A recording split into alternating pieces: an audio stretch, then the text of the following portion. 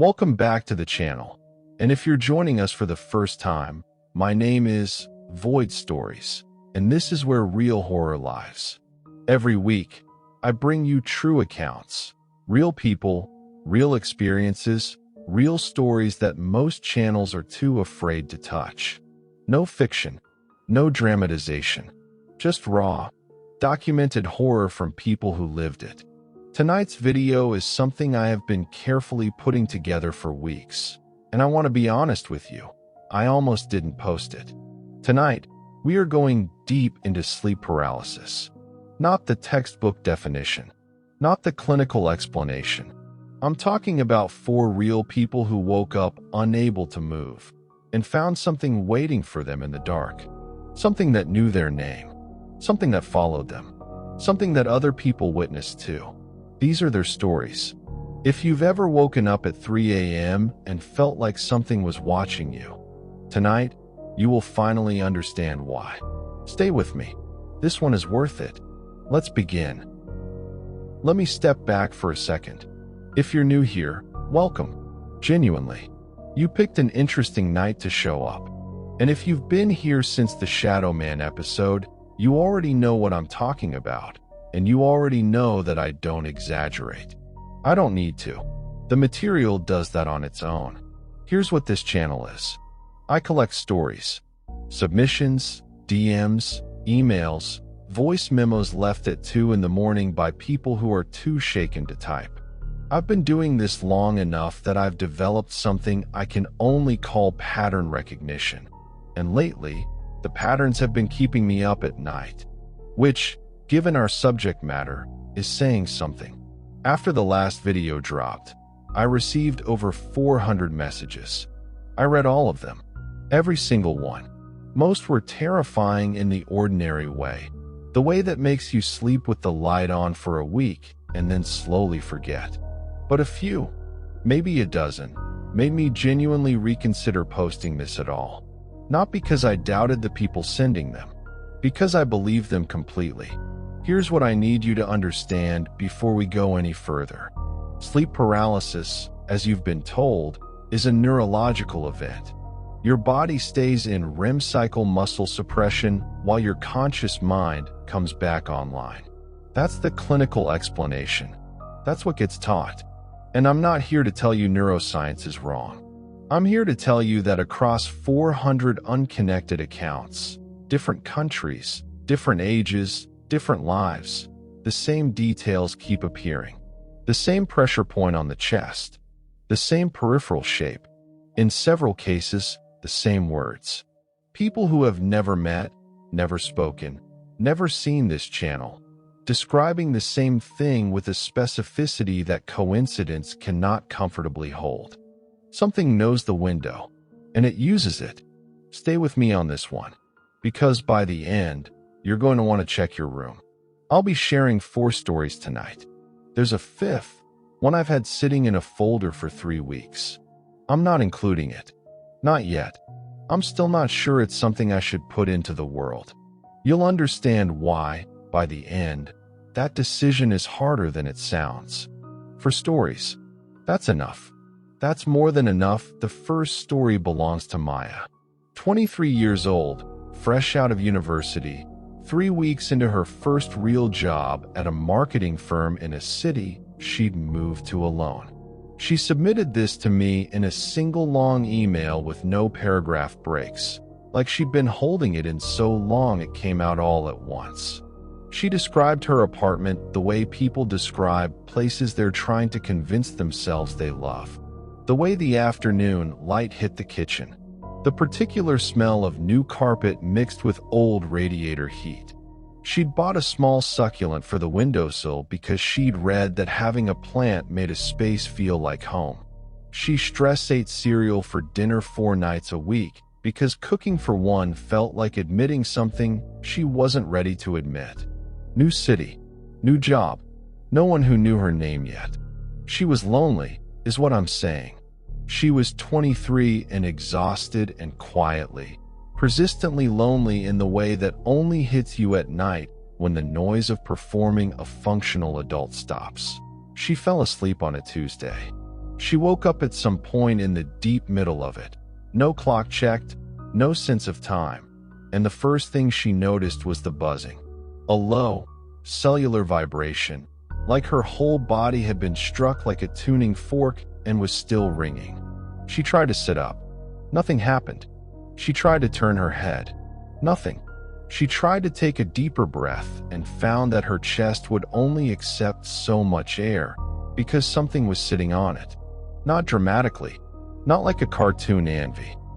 She fell asleep on a Tuesday. She woke up at some point in the deep middle of it. No clock checked, no sense of time, and the first thing she noticed was the buzzing. A low, cellular vibration, like her whole body had been struck like a tuning fork and was still ringing. She tried to sit up. Nothing happened. She tried to turn her head. Nothing. She tried to take a deeper breath and found that her chest would only accept so much air because something was sitting on it. Not dramatically, not like a cartoon anvil, more like a firm, steady hand pressing down just below her sternum. Deliberate, patient. She looked at the ceiling. She looked at the ceiling for what she estimates was 45 seconds, which is an eternity when you cannot move. And then, at the very outermost edge of her vision, the place where if you turn your head it disappears before you can catch it, there was a shape. Tall, still, standing in the corner where her laundry rack was. Could have been the laundry rack. Shadows do that. City light through thin curtains does that. She told herself this, and eventually, she doesn't know when, she fell back asleep. Morning was yellow and ordinary. Her roommate, Danny, was in the kitchen burning toast and listening to a podcast too loudly, and Maya told her what happened over coffee the way you tell someone about a strange dream, half laughing, slightly embarrassed. Danny didn't even look up from her toast. "That's just sleep paralysis," she said. "It's totally normal. It happened to my cousin constantly. Your brain wakes up before your body does. It's just a glitch." "There was something in the corner," Maya said. "That's the hallucination part. Also normal. Google it." Danny pointed at her. "You're stressed. You're not sleeping enough. Drink some water." Maya Googled it. It matched. She drank the water. She moved on. The second night, it came back. Same buzzing. Same pressure. Same ceiling. And the shape in the corner. Not the laundry rack. She'd moved the laundry rack. She'd moved it specifically so she could prove to herself it was the laundry rack. Was still there. Still in the corner. Still in that exact posture. Tall, patient, arms at its sides. She stared at the edge of it for the entire episode, and it did not move once. It didn't need to. Stillness, she was learning, has its own grammar. It was communicating something just by being there. She couldn't have told you what. The third night, she kept the lamp on. It didn't help. The paralysis came anyway. Buzzing, pressure, the familiar awful inventory of a body that has stopped responding to her. But this time the room was lit. This time there were no shadows to blame. It was at the foot of her bed. She could see it clearly now, a shape that suggestion wants to call human.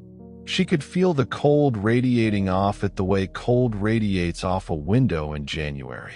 She could hear, and this is the part of her email where her sentences got shorter, choppier, like she was running out of breath just writing it. She could hear breathing. Low, even breathing that was not hers. That had a rhythm completely independent of hers. And then it spoke. One word. Her name. Not a growl. Not a whisper. Not some distorted horror movie sound effect. Her name, in her own voice. Her exact voice. The voice she hears on recordings of herself and thinks, do I actually sound like that? That voice. Coming from the shape at the foot of her bed. She screamed. The paralysis broke. The room was empty. Maya moved out 11 days later. Told Danny it was a commute thing. Danny seemed to believe her. 6 weeks after Maya moved, the new tenant sent her a message on Instagram. They'd found her name in some forwarded mail. The message was 4 words. "Do you dream here?" Maya never replied. She told me she still thinks about what the right answer would have been. The figure, the name, the cold, free details. Every account I've found credible in the last 8 months contains at least 2 of them. Most contain all 3. I want you to hold on to that, because it's going to matter later in ways I'm not ready to explain yet. The next story is the one that broke me a little, if I'm being honest. I received it as a voice memo, 14 minutes long, sent at 4 a.m. from a number I didn't recognize. The person who sent it is a 38-year-old former Marine named David. I've since spoken to him directly. He is not someone who frightens easily. I want you to understand that context before I tell you that I had to stop the recording twice. Not because of what he described, because of the sound of him crying between sentences and trying very hard not to. If you've experienced anything like what Maya described, the stillness, the wait, waking at a specific time you can't explain, drop it in the comments. I read everything. This channel has become something closer to a case file than I ever intended, and your accounts are part of it. And if anything I described tonight sounds familiar, I mean eerily familiar, I want you to reach out directly. I mean that seriously. David is not someone who uses the word scared easily. 12 years in the Marine Corps will do that to a person, not because the military trains the fear out of you, but because it trains you to file fear somewhere functional, somewhere it can be accessed as information rather than experienced as. Paralysis. He told me this himself, in that direct, unadorned way that some people have when they've spent years being responsible for other people's lives. He is 38. He has 2 daughters, 7 and 9. He coaches youth soccer on weekends. He is, by every available metric, a man with both feet planted firmly in the observable world. He is also the most shaken person I have ever spoken to about this subject. And I've spoken to a lot of people about this subject. His father died in March. Heart attack. Unexpected. The kind that doesn't give anyone time to prepare or say the things that should have been said. David flew home, handled the arrangements, gave the eulogy, flew back. His wife told me. Separately, she reached out after David shared his account, that he cried exactly once, at the graveside, briefly, and then composed himself and spent the rest of the week making sure everyone else was all right. He was back at work within 10 days. He handled it well, is what everyone said. The first episode happened on a Thursday night, 5 weeks after the funeral. David noted the time specifically because he'd always been a precise man, a details man. 3:14 a.m. He woke the way he described it as coming up through water, slowly, disoriented, the room assembling itself around him in pieces. His wife asleep beside him, the digital clock on the nightstand, the familiar geometry of their bedroom, the dresser, the chair in the corner where he draped tomorrow's clothes.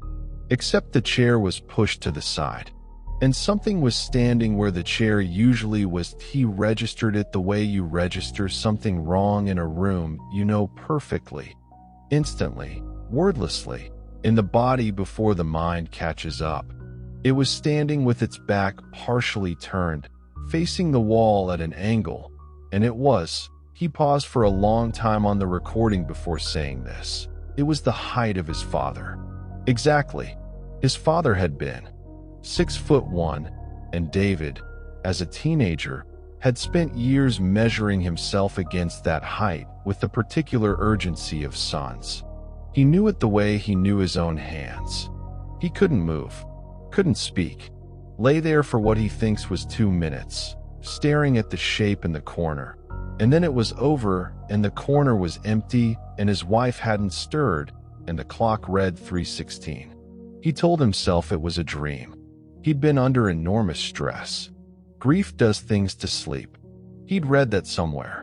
It happened again the next night, and the next, and the 4 nights after that. By the 6th episode, he'd stopped trying to rationalize the corner. He'd started studying it instead, using the time, since he couldn't use his body, to observe. The figure never moved, never turned, never acknowledged him in any way he could name. But it accumulated detail the way a photograph develops, slowly, in resolution. By the 4th night, he could see the hands. The way they hung at its sides, slightly open, the way his father's hands had rested in repose at the viewing.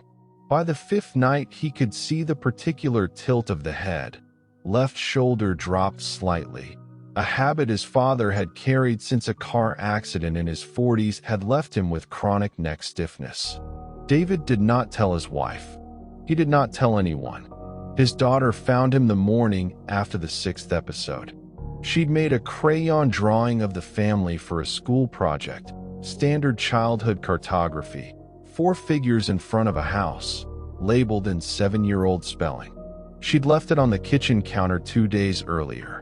She came to show him that she'd added something that in the corner of the drawing, small, rendered in black crayon with a detail work that struck David as wrong for her age, was a 5th figure. Tall, facing away, hands at its sides. He asked her when she'd added it. She looked at him like the question didn't make sense. "Didn't," she said. "It was already there." 3 days later, a voicemail. Number that didn't exist. He checked, twice. The carrier confirmed the number had never been assigned. 11 seconds long. He has played it, he told me, more times than he can count, because it is the only recording of his father's voice he has left since his phone died, and he lost everything on it the week before his father passed. This is what the voicemail said, verbatim, in his father's voice. "Look up." 2 words. That's it. David has never looked up during an episode. Not once. I asked him directly why, and he was quiet for long enough that I thought the call had dropped. Then he said, "Because I think I'd see something that would change what I believe about everything. And I'm not ready." He moved his family to his sister's house in April. Episode stopped, 1st night there. He thought it was over. The drawing is at his sister's house. He didn't realize he'd packed it until his daughter pulled it out of a box. There's a 5th figure in his sister's bedroom now. Different corner. Same posture. He stopped coaching soccer. He told me he doesn't like standing with his back to corners anymore. 3:14 a.m. I want to stay on that for a moment, because David isn't the only one who mentioned it.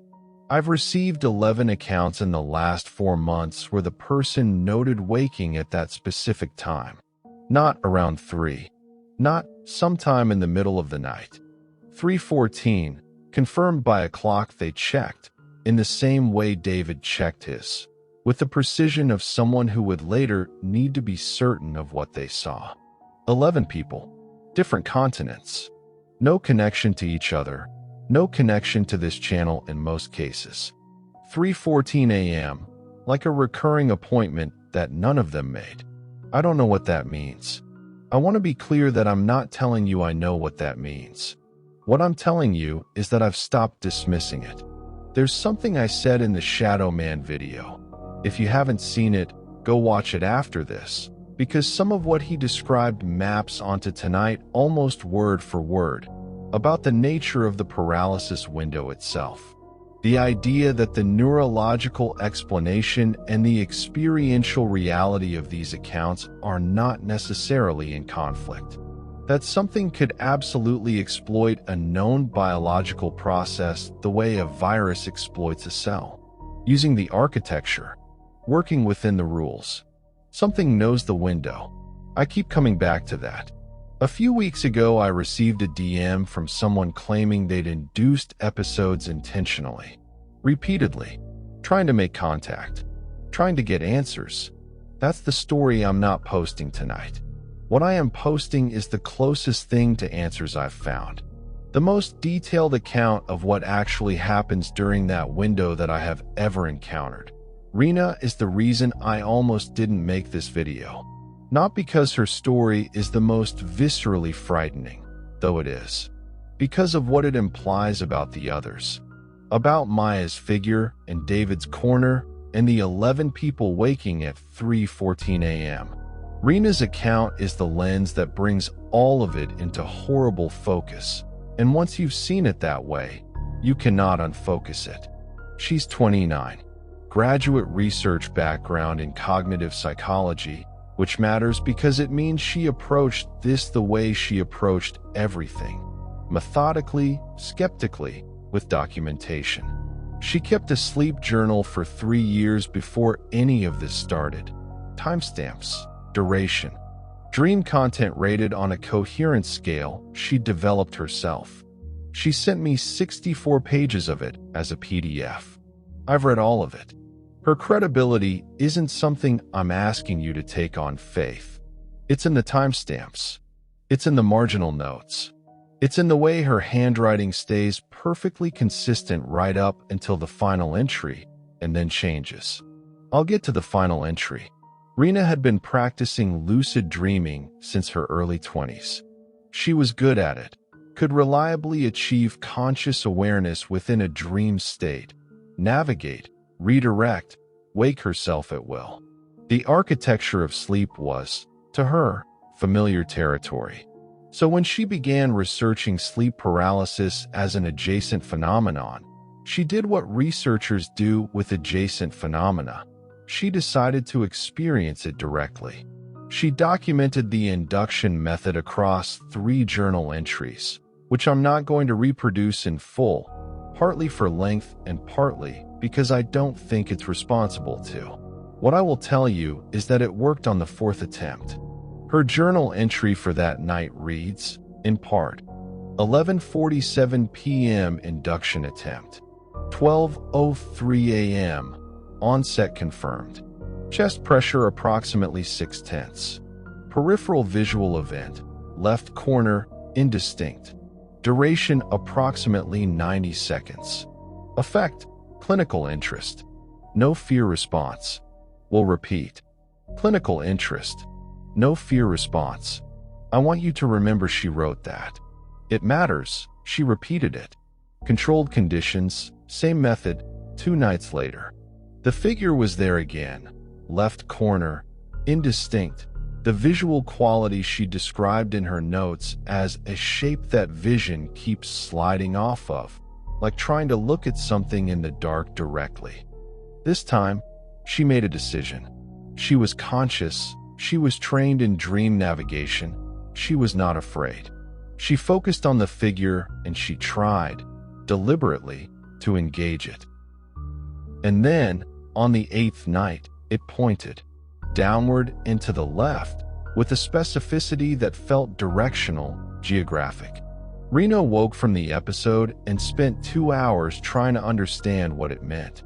She called her mother the next morning and asked, carefully, about the garden at her grandmother's house.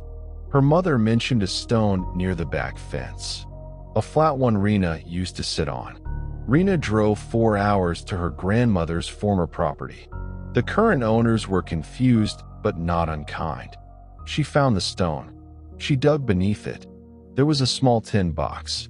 Inside, a folded note in her grandmother's handwriting, a photograph of the 2 of them Rena had never seen, and a key she still hasn't identified the lock for. The figure knew where it was. The figure knew before Rena knew. The figure knew about something that existed in the physical world, buried in the ground, that Rena had no conscious knowledge of. I need you to sit with that for a moment, because it's the moment this stops being a story about neurology. On the 9th night, Rena asked it directly what it wanted. It answered her. She transcribed the answer in her journal immediately upon waking, while it was still fresh. She sent me that page as a photograph. I've read it 4 times. I'm not going to repeat it here. I want to be honest with you about why. It's not because I think it would be harmful in some abstract way. It's because I read it, and I sat with it for a long time, and I made a decision that some information changes people who receive it in ways that can't be undone. You can disagree with that decision. I understand if you do. I want to tell you something I haven't told anyone.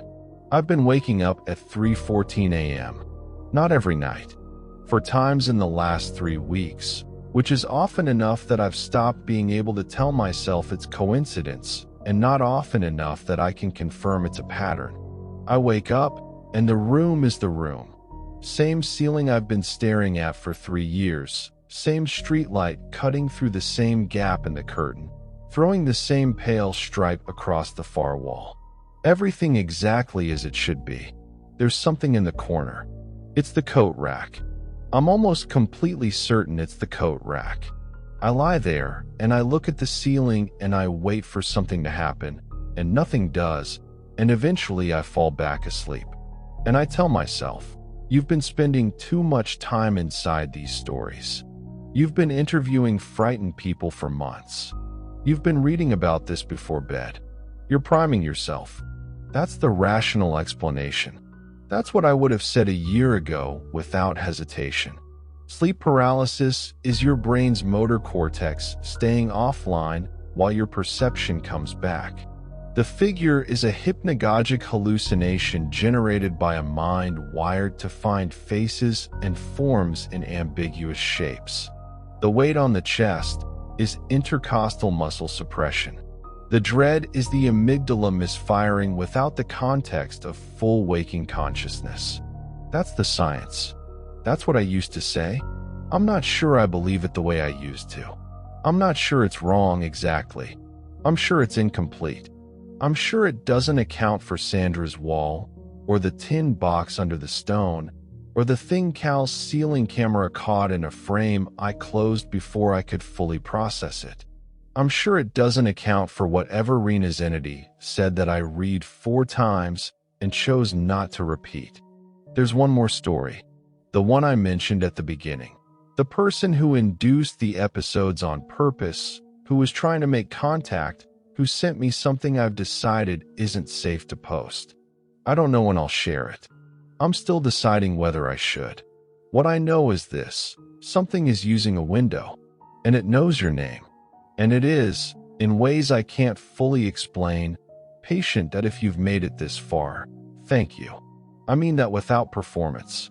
This community is the reason this channel exists in the form it does. Your comments on the Shadow Man video, your submissions, the voice memos and emails and DMs sent at 4 a.m. by people who needed somewhere to put something they couldn't explain. That's what made tonight possible. Every account I share exists because someone decided to trust this space with it. I don't take that lightly. So here's what I need from you now. In the comments, tell me what time you wake up. Tell me if you've seen a figure, and if so, whether it was still or whether it moved. Tell me if it knew something it shouldn't have. Tell me if it used someone you've lost, or your own voice, or something else entirely. Something you don't have a word for. I read everything. Your accounts are part of the case file now, whether you realize it or not. If you want to submit a full account, the link is in the description. If you have footage or audio or documentation of any kind, reach out directly. I'll respond. The next video is coming. I don't have a title for it yet because I'm still deciding what it is exactly. Whether it's a continuation of tonight or something that stands alone. What I can tell you is that it exists, and that it's the reason I've been sleeping with the light on. You'll understand when it's ready. Until then, one last thing before you go. Tonight, before you fall asleep, I want you to look at the corners of your room. Count them. Make sure there are only 4.